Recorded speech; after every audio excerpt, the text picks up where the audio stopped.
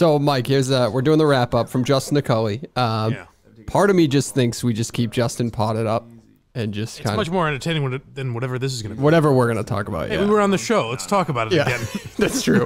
That's true. All right, so wrap up show today. Today's September 27th. Mike, thanks for hanging out, though. You know, I think you're kind of, I don't have Justin, so I needed somebody. My pleasure. Yeah, you're not going to let me talk about myself. So, all right, today, obviously we had the WEEI kind of call in, jam the phone lines. How'd you think that go? I mean, you were here for a while before the show. I would say that was successful this morning right out the gate. Well, Justin said no, the midday show hasn't taken a call yet. Is that what he said when he was going to take a piss? And he said, yeah, he had to make sure. Among other things. Yeah. He was talking about shitting and urinals, but my takeaway was that they haven't taken, and I think that's like a caller-driven show, Yes, right? yes. I don't know. I honestly have not listened to that show in a long. I think I listened to like the first week just to see what it sounded like with Gresh, and I haven't. But I would assume Gresh and Keefe take a shit ton of phone calls. That would just be my assumption. They have assumption. nothing else to talk about. Correct. I would imagine. Correct. But yeah, so that'll be the like today they get by with talking about the Patriots and everything. But they want calls. They want people to shit on Brady or talk about the game and all that. And it's not going to happen because Justin is leading a charge of maniacs.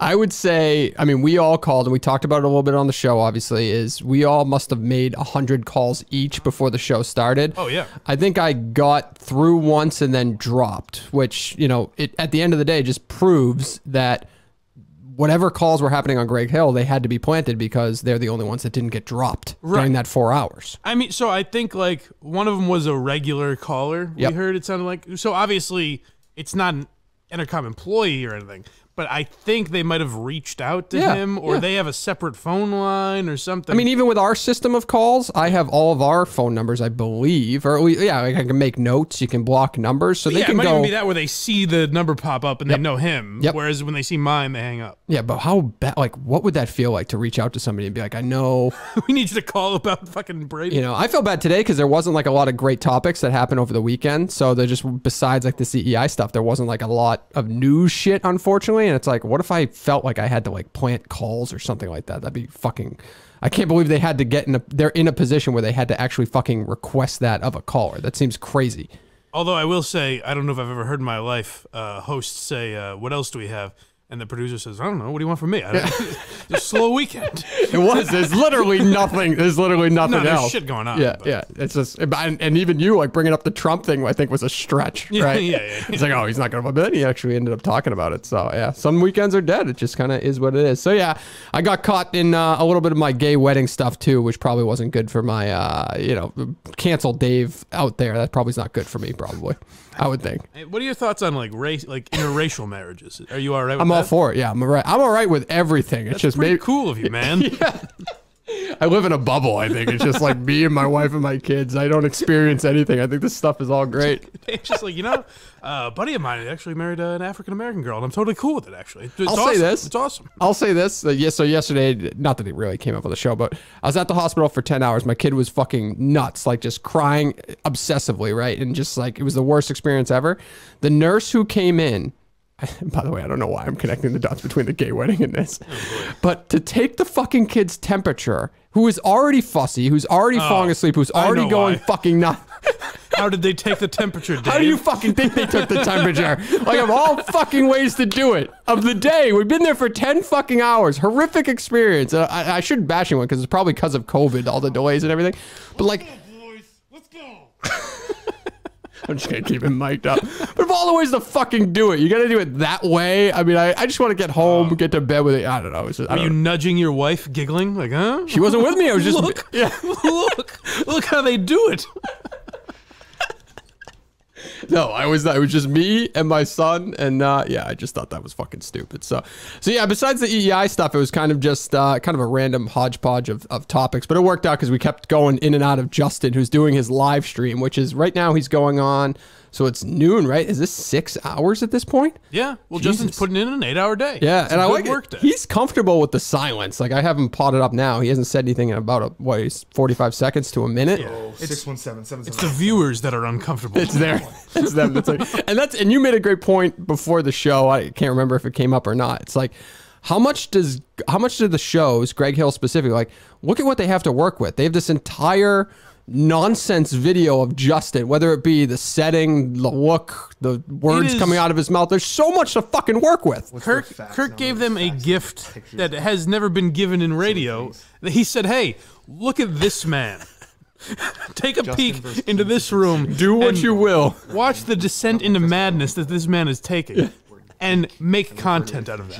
And they're like, nah, we're good. Yeah, it's just unbelievable. So I don't know why you wouldn't want to use that. But news that came out of the actual show was tomorrow we're getting a show. I guess it's just kind of to keep that momentum of the WEEI calls. We'll do the live stream. But at the end, he confirmed he's going to release it as a podcast. So I don't know. Are you going to come in, Mike? I was not invited. You weren't invited, but is it something that in the back of your head, did you want the invitation, or what do you think? Oh, you always want me to get riled up about this. I am willing to come in whenever Kirk wants me. I will say this because did you get what I was saying about the Quantum Week Chris stuff on a Friday? Like now that Kirk's not in here, did you understand my take? I know what you meant. But the pushing afterwards was what I was like. I didn't mean to push, and I think I was just like that was probably just like stupid Cullinane rambling, obviously. But I would think anybody, since you've been there since day one, would view you as more of an employee than a sidekick like others involved with the show. So why you wouldn't get like the right of first refusal for, I'm going to say opportunities like that. You know what I mean by that. I don't know. I think that's a natural thing to do. I wasn't trying to like take a shot at Chris because of that.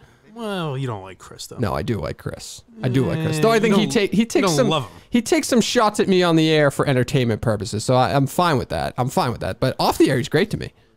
Yeah, all right. You can keep trying. Keep trying. So, all right. Well, that's gonna do it. It's that's it? You got. Well, I mean, we didn't like.